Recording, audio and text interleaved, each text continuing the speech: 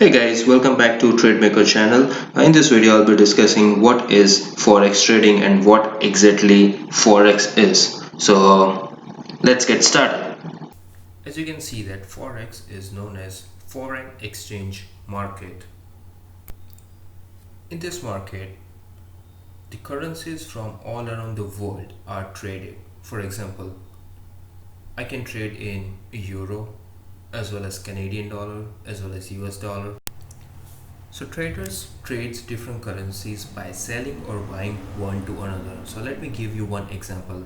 If you are let's consider that you are going from Canada to United States, so you have to buy United States dollar to get into the country and to trade something, right? So you have to buy US dollar in exchange of the Canadian dollar.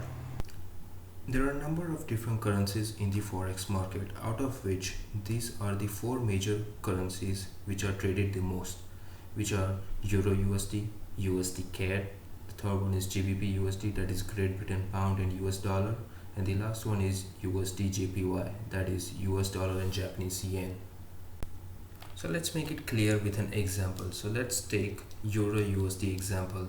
So currently the price for Euro USD is 1.1510. So imagine that you are going to Europe and you need to do shopping. So you have to pay 1.1510 US dollar to buy 1 euro. So from where did we get this number, which is 1.1510 for Euro US dollar? So there are two bodies responsible for the price fluctuation of any currency pair.